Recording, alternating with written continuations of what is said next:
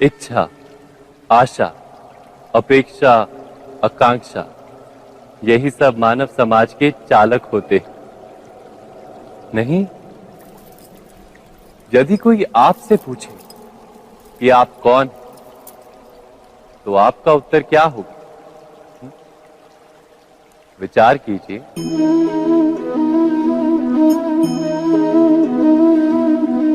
आप तुरंत ही ये जान पाएंगे कि आपकी इच्छाएं ही आपके जीवन की व्याख्या है। कुछ पाने से मिली सफलता, कुछ ना पाने से मिली निष्फलता ही आपका परिचय। अधिकतर लोग ऐसे जीते हैं कि स्वयं भीतर से मरते रहते हैं, किंतु अपनी इच्छाओं को नहीं मार पाते। इच्छाएं उन्हें दौड़ाती हैं जिस प्रकार मृग तृष्णा मृग को दौड़ाती। परंतु इन्हीं इच्छाओं के गर्भ में ही ज्ञान का प्रकाश भी। कैसे? जब इच्छाएं अपूर्ण रहती और टूटती, तब वहीं से ज्ञान की किरण प्रवेश करती है मनुष्य के हृदय। ना, ये कथा नहीं है केवल इच्छाओं के संघर्ष की, नहीं है केवल महत्वाकांक्षाओं से जन्म लेने वाले भयावह रक्तपात। ये कथा है इच्छाओं के गर्भ से उदित होते हुए ज्ञान की। मैं वासुदेव कृष्ण आप सभी को निमंत्रण देता हूं इस यात्रा पे चलने का, जो जीवन का मर्म सिखाएगी, मनुष्य का धर्म सिखाएगी, कीचड़ से उठकर कमल बनने का कर्म सिखाएगी। और इस यात्रा का नाम है महाभारत।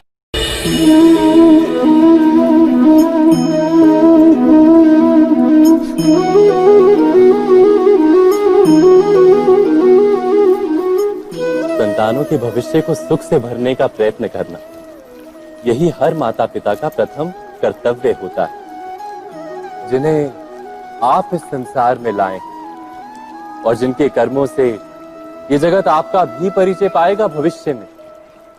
उनके भविष्य के सुख की योजना करने से अधिक महत्व और हो भी क्या सकता है। किंतु सुख और सुरक्षा, क्या ये मनुष्य के कर्मों से प्राप्त नहीं होते?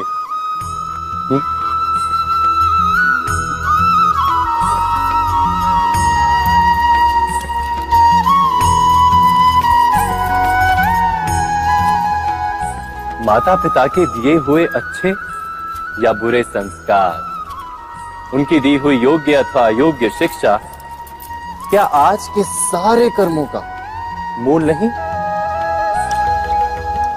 संस्कार और शिक्षा से बनता है मनुष्य का चरित्र। अर्थात माता पिता अपनी संतानों का जैसा चरित्र बनाते हैं, ऐसा ही बनता है उनका भविष्य।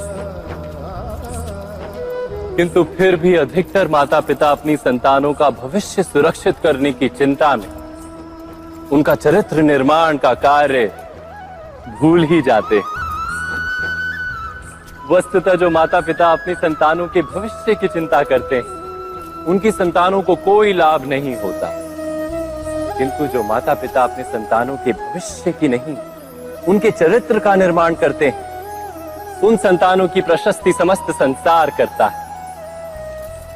स्वयं विचार कीजिए।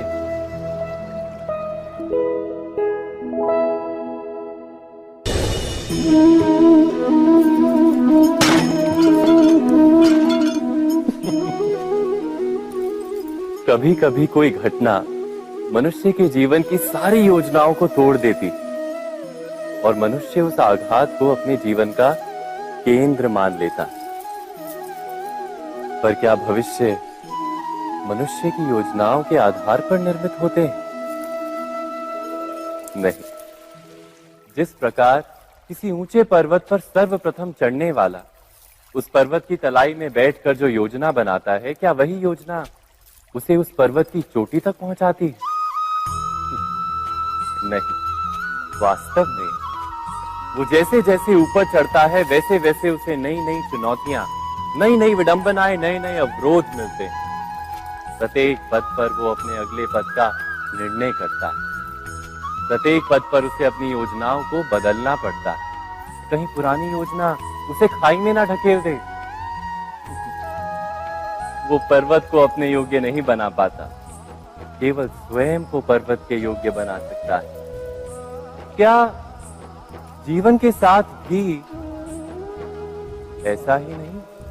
जब मनुष्य जीवन में किसी एक चुनौती को, एक अवरोध को अपने जीवन का केंद्र मान लेता है, अपने जीवन की गति को ही रोक देता है, तो वो अपने जीवन में सफल नहीं बन पाता और ना ही सुख और शांति प्राप्त कर पाता। अर्थात जीवन को अपने योग्य बनाने के बदले स्वयं अपने को जीवन के योग्य बनाना ही सफलता और सुख का एकमात्र मार्ग नहीं। स्वयं विचार कीजिए।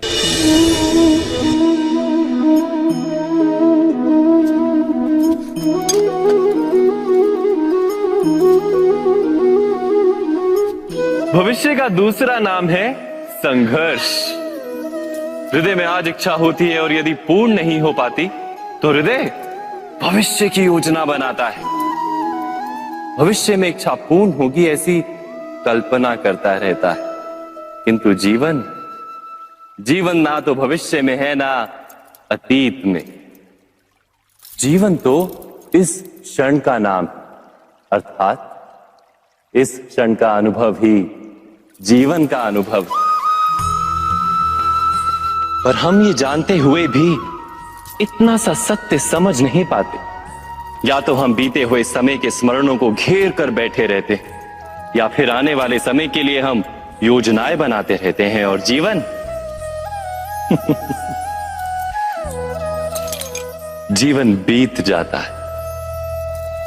एक सत्य यदि हम हृदय में उतार लें कि ना हम भविष्य देख सकते हैं, ना ही भविष्य निर्मित कर सकते हैं, हम तो केवल धैर्य और साहस के साथ भविष्य को आलिंगन दे सकते हैं, स्वागत कर सकते हैं भविष्य का। तो क्या जीवन का हर पल जीवन से नहीं भर जाएगा? स्वयं विचार कीजिए। पूर्वजों की इच्छा, आशा, महत्वाकांक्षा, क्रोध, बैर, प्रतिशोध, यही सब आने वाली पीढ़ी की धरोहर बनते हैं। माता पिता अपनी संतानों को देना तो चाहते हैं समस्त विश्व का सुख, पर देते हैं अपनी पीड़ाओं की संपत्ति। देना चाहते हैं अमृत, पर साथ ही साथ विष का घड़ा भी भर देते हैं। आप विचार कीजिए, आपने अपनी संतानों को क्या दिया आज तक? अवश्य प्रेम, ज्ञान, संपत्ति आदि दिए, पर क्या साथ ही साथ उनके मन को मैल से भर देने वाले पूर्व ग्रह नहीं दिए? अच्छे बुरे की पूर्व निर्धारित व्याख्याएं नहीं दी? व्यक्ति का व्यक्ति के साथ, समाजों का समाजों के साथ, राष्ट्र का राष्ट्र के साथ संघर्ष क्या इन्हीं पूर्व ग्रहों से निर्मित नहीं होते? हत्या, मृत्यु, रक्तपात क्या इन्हीं पूर्व ग्रहों से नहीं जन्मते? अर्थात माता पिता अपनी संतानों को जन्म के साथ मृत्यु का दान भी देते हैं।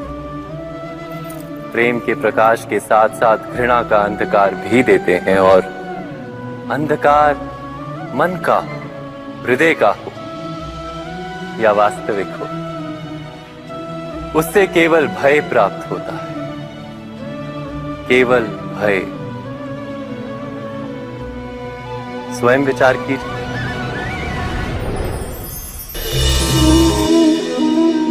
मनुष्य के हृदय में भय का साम्राज्य रहता है सदा। कभी संपत्ति के नाश का भय, कभी अपमान का भय, कभी अपनों से छूट जाने का भय। इसीलिए भय का होना सबको स्वाभाविक ही लगता है। क्या कभी विचार किया है, जो स्थिति अथवा वस्तु भय को जन्म देती है, क्या वहीं से वास्तव में दुख आता है? नहीं, ऐसा तो कोई नियम नहीं। और सबका अनुभव तो ये बताता है कि भय धारण करने से भविष्य के दुख का निवारण नहीं होता। भय केवल आने वाले दुख की कल्पना मात्र ही है। वास्तविकता से इसका कोई संबंध नहीं है। तो क्या ये जानते हुए भी कि भय कुछ और नहीं, केवल कल्पना मात्र ही है, इससे मुक्त होकर निर्भय बन पाना क्या बहुत कठिन है? अवश्य विचार कीजिएगा।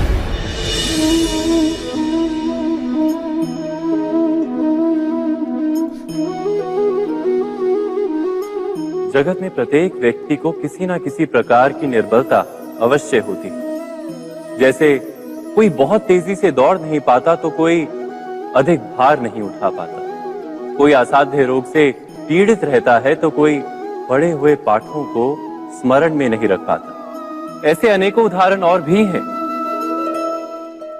क्या आप किसी ऐसे व्यक्ति को जानते हैं जिसे सब कुछ प्राप्त हो और हम जीवन की उस एक निर्बलता को जीवन का केंद्र मानकर जीते हैं? इस कारणवश हृदय में दुख और असंतोष रहता है सदा। निर्बलता मनुष्य को जन्म से अथवा संजोग से प्राप्त होती है, किंतु उस निर्बलता को मनुष्य का मन अपनी मर्यादा बना लेता है। किंतु कुछ व्यक्ति ऐसे भी होते हैं जो अपने पुरुषार्थ और श्रम से उस निर्बलता को पराजित कर देते हैं। क्या भेद है उनमें और अन्य लोगों में? क्या आपने कभी विचार किया है? सरल सा उत्तर है इसका।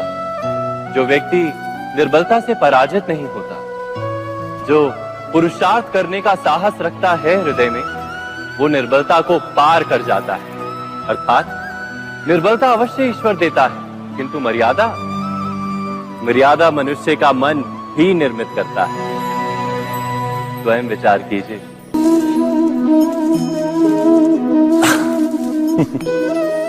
मनुष्य के सारे संबंधों का आधार है अपेक्षा। पति कैसा हो जो मेरा जीवन सुख और सुविधा से भर दे? पत्नी कैसी हो जो सदैव मेरे प्रति समर्पित रहे? संतान कैसी हो जो मेरी सेवा करे, मेरा आदेश माने?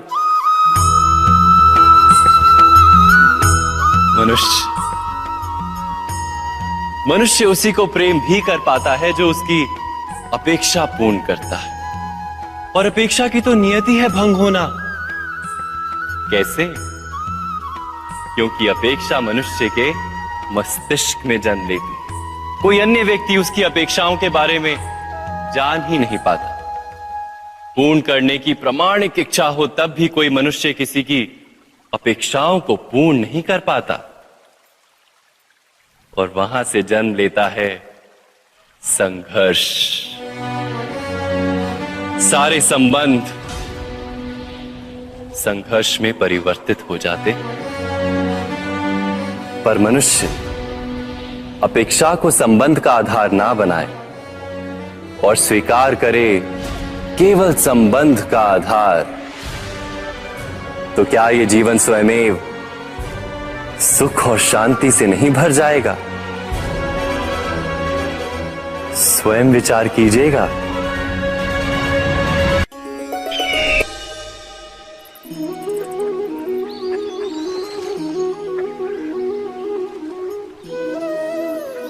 समय के आरंभ से ही मनुष्य को एक प्रश्न सदा पीड़ा देता है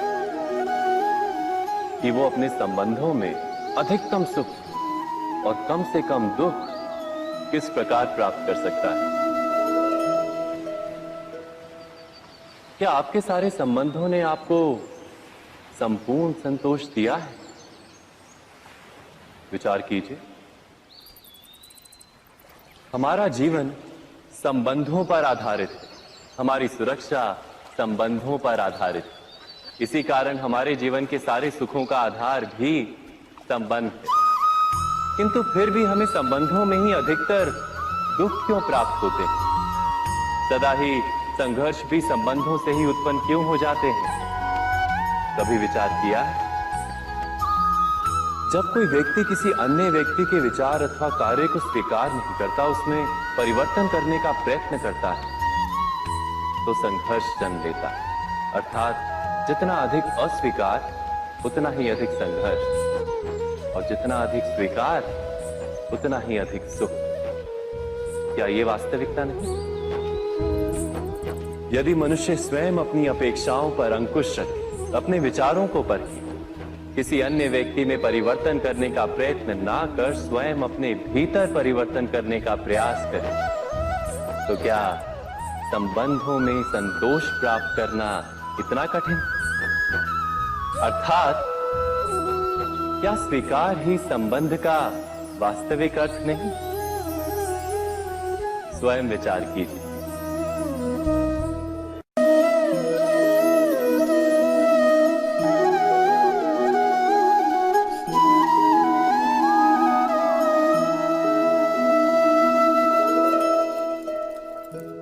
जब किसी व्यक्ति को किसी घटना में अन्याय का अनुभव होता है, तो वो घटना उसके अंतर को झकझोर देती।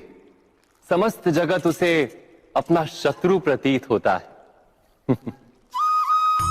अन्याय लगने वाली घटना जितनी बड़ी होती है, मनुष्य का हृदय भी उतना ही अधिक विरोध करता है। उस घटना के उत्तर में वो न्याय मांगता है, और ये योग्य भी है। वास्तव में समाज में किसी भी प्रकार का अन्याय व्यक्ति की आस्था और विश्वास का नाश है। किंतु ये न्याय क्या है? न्याय का अर्थ क्या है? अन्याय करने वाले को अपने कार्य पर पश्चाताप हो, और अन्याय भुगतने वाले के मन में फिर से विश्वास जगे समाज के प्रति। इतना ही अर्थ है ना न्याय का। किंतु जिसके हृदय में धर्म नहीं होता, वो न्याय को छोड़कर बैर और प्रतिशोध को अपनाता है। हिंसा के बदले प्रतिहिंसा की भावना लेकर चलता है। स्वयं भोगी हुई पीड़ा से कहीं अधिक पीड़ा देने का प्रयत्न करता है, और इस मार्ग पर चलते अन्याय को भुगतने वाला स्वयं अन्याय करने लगता है। शीघ्र ही वो अपराधी बन जाता है। अर्थात न्याय और प्रतिशोध के बीच बहुत कम अंतर होता है, और इसी अंतर का नाम है धर्म। क्या ये सत्य नहीं?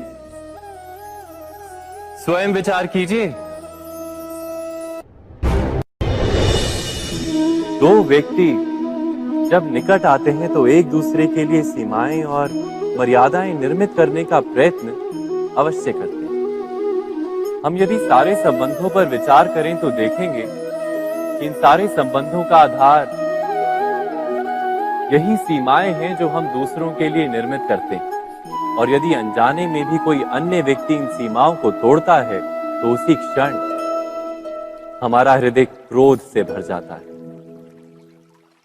इन सीमाओं का वास्तविक रूप क्या है? क्या हमने कभी विचार किया?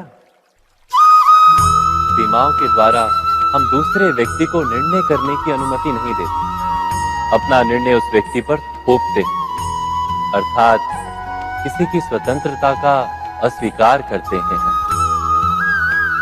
और जब स्वतंत्रता का अस्वीकार किया जाता है तो उसका हृदय दुख से भर जाता है, और जब वो सीमाओं को तोड़ता है तो हमारा हृदय क्रोध से भर जाता है। क्या ऐसा नहीं होता?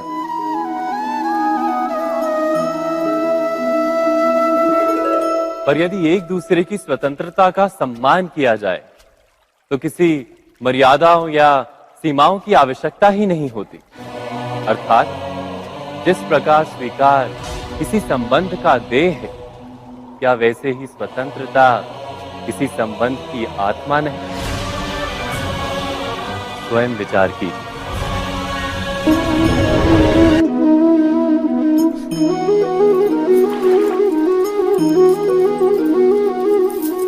पिता सदा ही अपने संतान के सुख की कामना करते हैं, उनके भविष्य की चिंता करते रहते हैं। इसी कारणवश सदा ही अपने संतानों के भविष्य का मार्ग स्वयं निश्चित करने का प्रयत्न करते रहते हैं। जिस मार्ग पर पिता स्वयं चला है, जिस मार्ग के कंकर पत्थर को स्वयं देखा है, मार्ग की छाया, मार्ग की धूप को स्वयं जाना है, उसी मार्ग पर उसका पुत्र भी चले, यही इच्छा रहती है हर पिता की। निसंदेह उत्तम भावना है ये, किंतु 3 प्रश्नों के ऊपर विचार करना हम भूल ही जाते हैं। कौन से प्रश्न? प्रथम प्रश्न, क्या समय के साथ प्रत्येक मार्ग बदल नहीं जाते? क्या समय सदा ही नई चुनौतियों को लेकर नहीं आता? तो फिर बीते हुए समय के अनुभव नई पीढ़ी को किस प्रकार लाभ दे सकते हैं? दूसरा प्रश्न, क्या प्रत्येक संतान अपने माता पिता की छवि होता है? हाँ, संतानों को संस्कार तो अवश्य माता पिता देते हैं, किंतु भीतर की क्षमता तो ईश्वर देते हैं। तो जिस मार्ग पर पिता को सफलता मिली है, विश्वास है कि उसी मार्ग पर उसकी संतानों को भी सफलता और सुख प्राप्त होगा। तीसरा प्रश्न, क्या जीवन के संघर्ष और चुनौतियां लाभकारी नहीं होती? क्या प्रत्येक नया प्रश्न एक नए उत्तर का द्वार नहीं खोलता? तो फिर संतानों को नए नए प्रश्नों, संघर्षों और चुनौतियों से दूर रखना, ये उनके लिए लाभ करना कहलाएगा या हानि पहुंचाना? अर्थात जिस प्रकार संतान के भविष्य का निर्माण करने के बदले उसके चरित्र का निर्माण करना श्रेष्ठ है, वैसे संतानों के जीवन का मार्ग निश्चित करने के बदले उन्हें नए संघर्षों के साथ जूझने के लिए मनोबल व ज्ञान देना अधिक लाभदायक नहीं होगा? स्वयं विचार कीजिए। सबके जीवन में ऐसा प्रसंग अवश्य आता है कि सत्य कहने का निश्चय होता है हृदय में, किंतु मुख से सत्य निकल नहीं पाता। कोई भय मन को घेर लेता है। किसी घटना अथवा प्रसंग के बारे में बात करना या फिर स्वयं से कोई भूल हो जाए उसके बारे में कुछ बोलना, क्या ये सत्य है? नहीं, ये तो केवल तथ्य है। अर्थात जैसा हुआ था वैसा केवल बोल देना सामान्य सी बात है। किंतु कभी कभी उस तथ्य को बोलते हुए भी भय लगता है। कदाचित किसी दूसरे की भावनाओं का विचार आता है मन, दूसरे को दुख होगा, ये भय भी शब्दों को रोकता है। तो ये सत्य क्या है? क्या हमने कभी विचार किया है? जब भय रहते हुए भी कोई तथ्य बोलता है तो वो सत्य कहलाता है। वास्तव में सत्य कुछ और नहीं, केवल निर्भयता का दूसरा नाम है। और निर्भय होने का कोई समय नहीं होता, क्योंकि निर्भयता आत्मा का स्वभाव है। अर्थात क्या प्रत्येक क्षण सत्य बोलने का क्षण नहीं होता?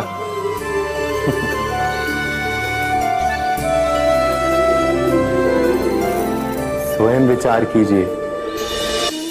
जब भी किसी की आशा और इच्छा भंग होती है तो उसका हृदय क्रोध से भर जाता है। जिस व्यक्ति को वो अपना अपराधी समझता है उसे दंड देने का प्रयत्न करता है। पर क्या हमारी इच्छा या आशा का भंग होना क्या सदा ही किसी का अपराध होता है? इच्छाओं के अपूर्ण रहने के तो कई कारण हो सकते हैं। कुछ तो संजोग के कारण अधूरी रह जाती हैं और कुछ नियति के कारण। और कभी कभी इच्छाओं का स्वरूप ही ऐसा होता है कि वो पूर्ण नहीं हो पाती।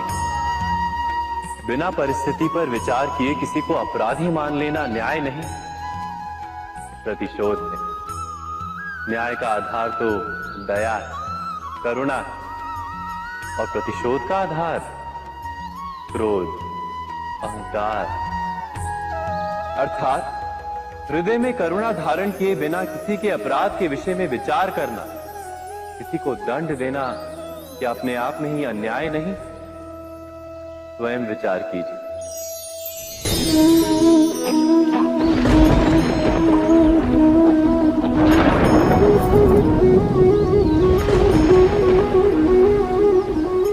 सपनों और पूर्वाभासों के आधार पर हम भविष्य के सुख दुख की कल्पना करते हैं।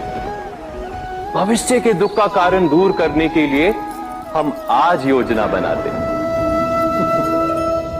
किंतु कल के संकट को आज निर्मूल करने से हमें लाभ मिलता है या हानि पहुंचती है? ये प्रश्न हम कभी नहीं करते।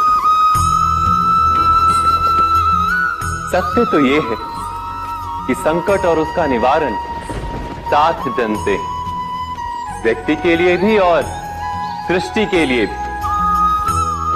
नहीं, आप अपने भूतकाल का स्मरण कीजिए, इतिहास को देखिए। आप तुरंत ही ये जान पाएंगे कि जब जब संकट आता है तब तब उसका निवारण करने वाली शक्ति भी जन्म लेती है। यही तो जगत का चलन है।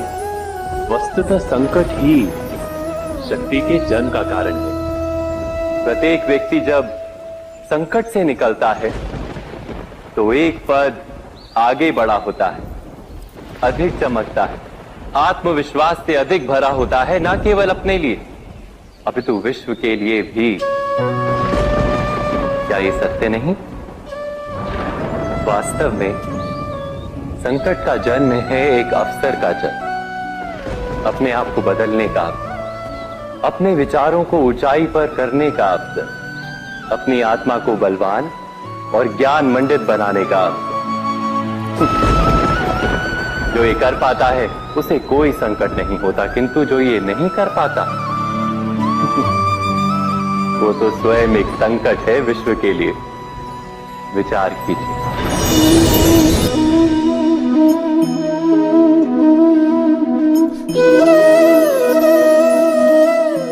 परंपरा में धर्म बसता है और परंपराएं ही धर्म को संभालने का कार्य करती हैं, ये सत्य है। पर क्या केवल परंपरा ही धर्म है?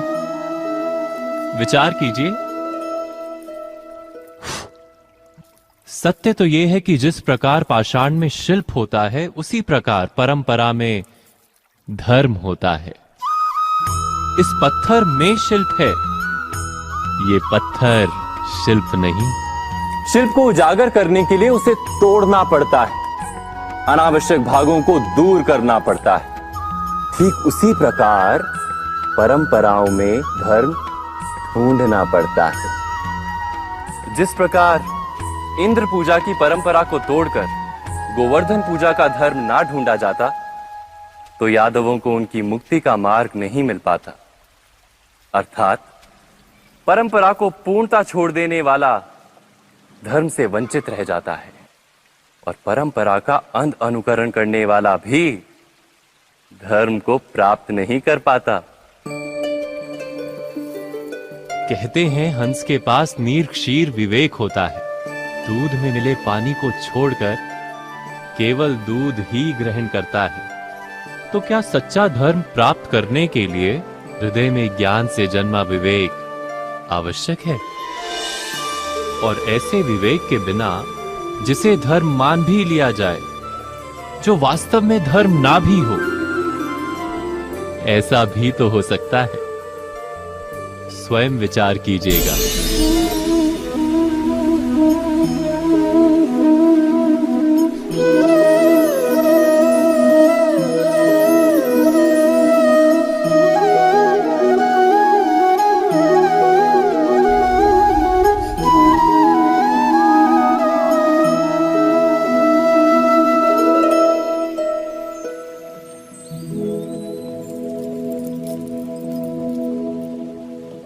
भविष्य के आधार पर सब आज का निर्णय लेना चाहते हैं। भविष्य में सुख मिले, भविष्य सुरक्षित हो, ऐसे निर्णय आज लेने का प्रयत्न रहता है सबका। आप अपने जीवन को देखिए, क्या आपके अधिकतर निर्णय के पीछे भविष्य का विचार नहीं होता? और हो भी क्यों ना, अपने जीवन को सरल और सुखमय बनाने का प्रयत्न करने का अधिकार सबका है। पर भविष्य तो कोई नहीं जानता, केवल कल्पना ही की जा सकती है। तो जीवन के सारे महत्वपूर्ण निर्णय कल्पनाओं के आधार पर ही करते हैं हम। क्या निर्णय करने का कोई तीसरा मार्ग हो सकता है? विचार कीजिए। सारे सुखों का आधार धर्म है और वो धर्म मनुष्य के हृदय में बसता है। तो प्रत्येक निर्णय से पूर्व स्वयं अपने हृदय से ये प्रश्न अवश्य पूछ लेना कि ये निर्णय स्वार्थ से जन्मा है या धर्म से। क्या इतना पर्याप्त नहीं? भविष्य के बदले धर्म का विचार करने से क्या भविष्य अधिक सुखपूर्ण नहीं होगा? स्वयं विचार कीजिए। व्यक्ति को जब उसके अपराध का दंड मिलता है तब कभी कभी उस न्याय को देखकर मन कचोटता है। प्रश्न उठता है हृदय में कि जब वो अपराध हुआ था तब व्यक्ति भिन्न था। उसके पश्चात उसने इतने पश्चाताप किए, स्वयं में इतना परिवर्तन किया, फिर उसे दंड क्यों मिले? पर जहां आघात होता है वहां प्रत्याघात भी होता है। जैसा कर्म वैसा फल। यदि किसी को प्रेम दोगे तो सुख प्राप्त होगा, यदि किसी की हत्या करोगे तो मृत्यु दंड मिलेगा। जैसा कार्य वैसा ही न्याय। तो फिर प्रायश्चित और पश्चाताप का कोई मूल्य नहीं है? अवश्य है मूल्य। प्रायश्चित और पश्चाताप मनुष्य की आत्मा को बलवान करता है। आने वाले दंड को स्वीकार करने के लिए मनुष्य को तैयार करता है। अर्थात बिना प्रायश्चित के दंड स्वीकार करने का कोई मूल्य है? स्वयं विचार कीजिए।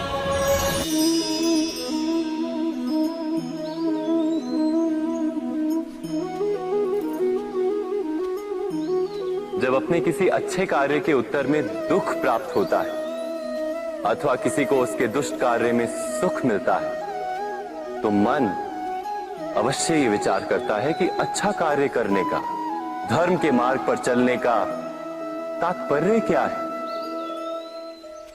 पर दुष्ट आत्मा को क्या प्राप्त होता है ये भी देखिए। दुष्टता करने वाला हृदय सदा चंचल रहता है, अकुलाता रहता है।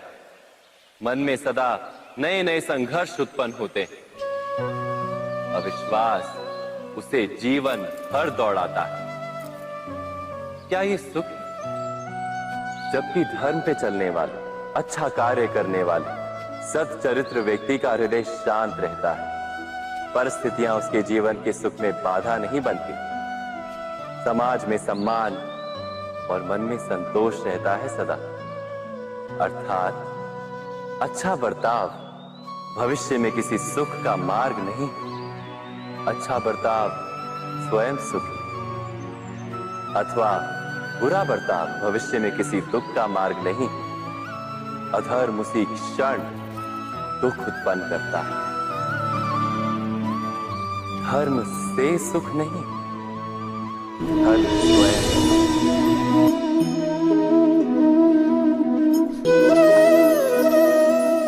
सत्ता की लालसा सबके हृदय को घेरे रहती है। प्रत्येक व्यक्ति अपना एक राष्ट्र निर्मित करने का प्रयत्न अवश्य करता है। फिर वो राष्ट्र कुरु राष्ट्र की भांति बहुत बड़ा हो या फिर अपने परिवार तक सीमित हो, वो सत्ता प्राप्त करने का प्रयास अवश्य करता है। किंतु सत्ता का वास्तविक रूप क्या है? क्या हमने कभी विचार किया है? एक मनुष्य जितने अधिक लोगों के जीवन को प्रभावित कर सके, जितने अधिक लोगों के जीवन की स्वतंत्रता पर अंकुश रख सके, उतनी ही अधिक सत्ता का अनुभव करता है वो। सत्ता का वास्तविक रूप ही है अन्य के जीवन पर स्वयं का प्रभाव। किंतु क्या वास्तविक प्रभाव प्रेम, दया, करुणा और धर्म से निर्मित नहीं होता। जब भी मनुष्य कठोरता और अधर्म से सत्ता प्राप्त करने का प्रयत्न करता है, तब वो दूसरों के हृदय में विरोध अथवा विद्रोह को जन्म देता है। और परिणाम कुछ इस प्रकार। हां, कुछ समय के लिए वो स्वयं को प्रभावी और शक्तिशाली अवश्य पाता है, किंतु वो वास्तविक सत्ता नहीं। यही कारण है कि भृगु और वशिष्ठ जैसे ऋषियों की आज भी पूजा की जाती है, रावण और हिरण्यकशिपु की नहीं। इस पर तो आप विचार अवश्य करें। सत्य कहा ना।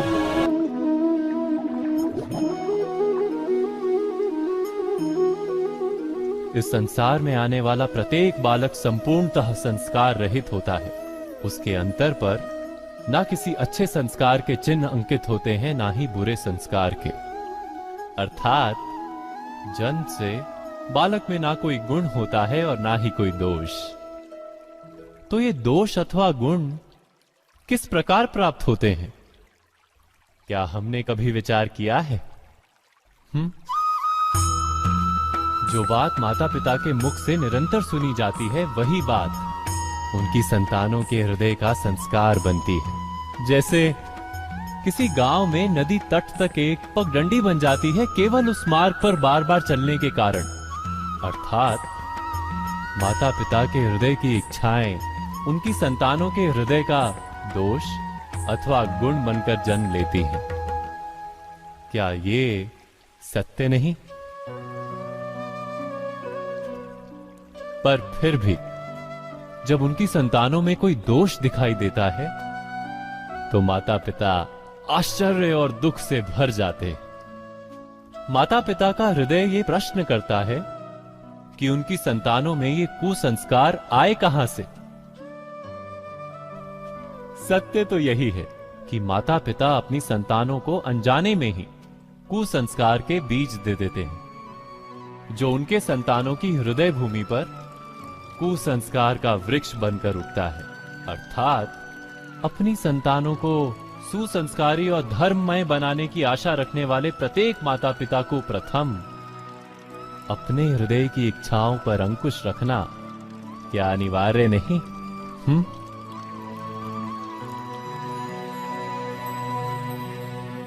प्रत्येक माता पिता इस पर विचार अवश्य कीजिएगा।